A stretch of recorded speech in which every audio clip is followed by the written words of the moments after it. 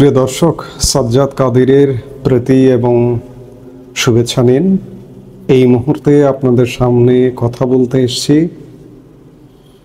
চীন ভারত সম্পর্ক জোড়া লাগছে, বাংলাদেশ কি উভয় সংকটে?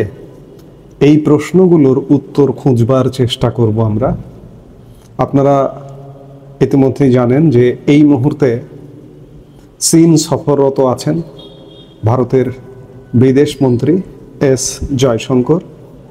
তিনি চীন প্রভাবিত রাষ্ট্রজোট সাংহাই কোঅপারেশন অর্গানাইজেশন এসসিওর বিদেশ মন্ত্রী পর্যায়ের বৈঠকে যোগ দিতে চীনে গিয়েছেন।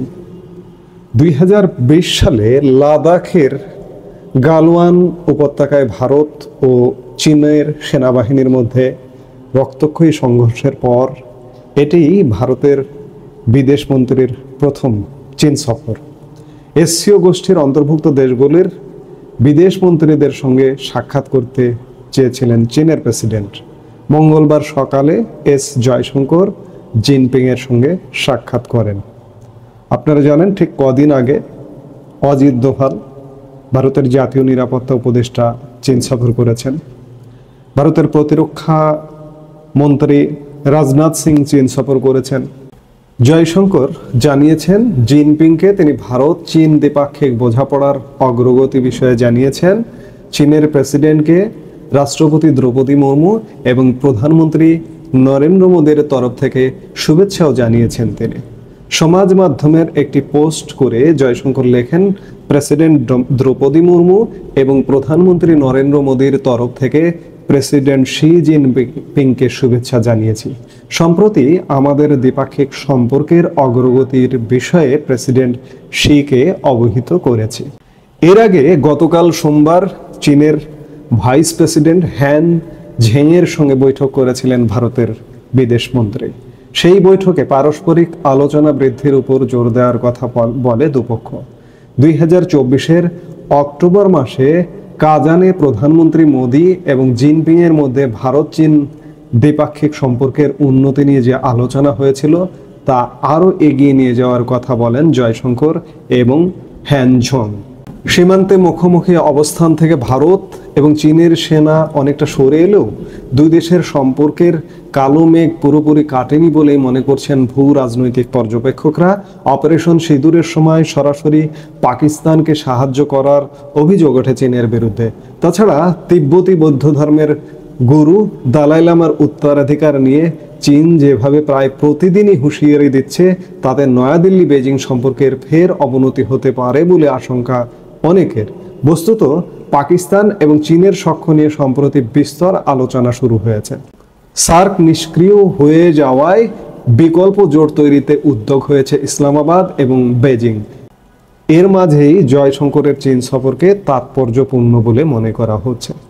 সেটি যাই হোক, ভারত এবং চীনের সম্পর্ক একটা টানাপোড়েনের মধ্যে আছে। সাম্প্রতিক ঘটনা প্রবাহ সেটি বলে, বিশেষ করে পাক ভারত যুদ্ধকালীন সময়ে এবং পরবর্তীতে পাক ভারত এবং বাংলাদেশকে নিয়ে ত্রিদেশীয় একটা জোট করবার কথাও মাঝখানে উঠেছিল। বাংলাদেশ অবশ্য বিবৃতি দিয়ে জানিয়েছে যে আমরা এ ধরনের কোনো জোটে নেই। কেন জানালো? বাংলাদেশও তো চীনের সাথে সম্পর্ক করতে চায়, বাংলাদেশে তো পাকিস্তানের সাথে সম্পর্ক করতে চায়। আর একটা লাঠির ভয় আছে, সেই লাঠিটা হচ্ছে মার্কিন যুক্তরাষ্ট্র। বাংলাদেশ আসলে মোটা দাগে বলা যায় উভয় সংকটে পড়ে গেছে। বাংলাদেশ কি চীনের দিকে ঝুঁকবে নাকি মার্কিন যুক্তরাষ্ট্রের দিকে ঝুঁকবে? বাংলাদেশ যদি পুরোপুরি মার্কিন যুক্তরাষ্ট্রের দিকে ঝোঁকে, তাহলে চীন বাংলাদেশকে খানিকটা দেখে নিতে চাইবে, ভারতের সাথে ঐক্য বা একজোট হতে চাইবে। চীন ভারত সম্পর্ক এখনই ভালো এটি বলা যাবে না, তবে এই যে সফর, সাক্ষাৎ, বৈঠক, এগুলোর মাধ্যমে অন্ততপক্ষে এই অঞ্চলে চীন ভারত তারা নিজেদের সুরক্ষার জন্য, বিশেষ করে পাকিস্তান আলাদা, পাকিস্তানের সাথে ভারতের সম্পর্ক হবে না, বিশেষ করে চীন এবং ভারত নিজেদের সুরক্ষার জন্য, মার্কিন প্রভাব এখানে কমবার জন্য বা মার্কিন প্রভাব মুক্ত খানিকটা থাকবার জন্য চীন ভারত কি এক হবে? এই এক হওয়া বা ঐক্য প্রতিষ্ঠার জন্যই কি চীনের প্রেসিডেন্টের সাথে পররাষ্ট্রমন্ত্রী জয়শঙ্কর সাক্ষাৎ করছেন, ভাইস প্রেসিডেন্টের সাথে সাক্ষাৎ করছেন। চীন ভারত সম্পর্ক মেরামত প্রক্রিয়া কি? যদি মেরামত হয় তাহলে ভালো কথা। আর অন্যদিকে বাংলাদেশ আসলে পড়ে গেছে উভয় সংকটে। বাংলাদেশ কোন দিকে যাবে? বাংলাদেশ কি চীনের দিকে যাবে নাকি মার্কিন যুক্তরাষ্ট্রের দিকে যাবে? বাংলাদেশ একটা পুরোপুরি দ্বিধাগ্রস্তের মধ্যে আছে। সাম্প্রতিক সময়ে বিশেষ করে বাংলাদেশের উপরে মার্কিন যুক্তরাষ্ট্র একটা লাঠি রেডি রেখেছে, ছড়ি রেডি রেখেছে। আমি আগের ভিডিওতে এমনটা বলেছি। বিশেষ করে বাংলাদেশের যে বাণিজ্য মার্কিন যুক্তরাষ্ট্রের সাথে, সেই বাণিজ্যের উপর অসম একটা শুল্ক, কম্পিটিটিভ যে দেশগুলো আছে, প্রতিযোগিতামূলক দেশগুলো, সেই দেশগুলোর তুলনায় বাংলাদেশের উপর একটা খুব বড় ধরনের শুল্ক আরোপ করেছে ইতিমধ্যে, এবং যে শুল্কটি কার্যকর হবে আগামী 1 আগস্ট থেকে, এবং সেটিরই দেন দরবার চলছে বাংলাদেশের ব্যাপকভাবে। এই দেন দরবারে শেষ পর্যন্ত বাংলাদেশ কি করবে? বাংলাদেশ যদি মার্কিন যুক্তরাষ্ট্রের শর্ত পুরোপুরি মেনে নেয়, মার্কিন যুক্তরাষ্ট্রের যে গোপন চাওয়াগুলো আছে, এটিকে গোপন এ কারণেই বলছি, গতকালকেও বাণিজ্য উপদেষ্টা বলেছেন যে মার্কিন যুক্তরাষ্ট্রের সাথে এমন কিছু গোপন চুক্তি করা আছে যেগুলো প্রকাশ করা যাবে না। গতকালকে শুল্ক কমানো বা শুল্ক কমানোর পরে মার্কিন যুক্তরাষ্ট্রের সাথে যে সম্প্রতি বৈঠক হয়েছে বাংলাদেশের বাণিজ্য প্রতিনিধি দলের, সেগুলো নিয়ে সাংবাদিকরা জানতে চেয়েছিলেন। বাণিজ্য উপদেষ্টা সরাসরি বলেছেন যে মার্কিন যুক্তরাষ্ট্রের সাথে গোপন চুক্তি আছে। সেই গোপন চুক্তিগুলো আমরা ধরেই নিচ্ছি, আমরা বিভিন্ন সূত্রের বরাত দিয়ে জেনেওছি যে এই অঞ্চলে চীনের কর্তৃত্ব খর্ব করবার জন্যই মার্কিন যুক্তরাষ্ট্র বাংলাদেশকে ব্যবহার করতে চায়। এখন প্রশ্ন হচ্ছে যে বাংলাদেশ কি ব্যবহার হবে কি হবে না? বাংলাদেশ উভয় সংকটে। আজকে যদি মার্কিন যুক্তরাষ্ট্রের স্বার্থে বাংলাদেশ ব্যবহার হয়, তাহলে ভারত এবং চীন এক হয়ে যাওয়াটা অস্বাভাবিক কিছু নয়। কারণ চীন তার কর্তৃত্ব কিংবা ভারত তার কর্তৃত্ব নিজেরা নিজেদের হারাতে চাইবে না। যখন হারাবার প্রশ্ন আসবে তখন চীন ভারত স্বাভাবিকভাবে এক হয়ে যাবে। সেই জায়গা থেকে বাংলাদেশ যে একটা উভয় সংকটে আছে, এটি বলার অপেক্ষা রাখে না।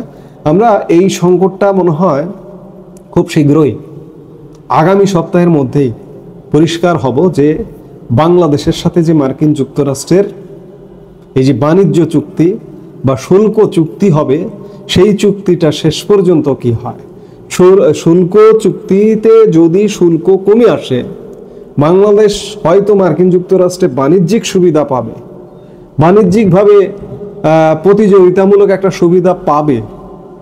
আর শুল্ক যদি না কমে আসে, যে শুল্ক আরোপ করা হয়েছে তেমনটাই যদি থাকে, তাহলে মনে করতে হবে যে মার্কিন যুক্তরাষ্ট্রের সাথে সমঝোতা হলো না।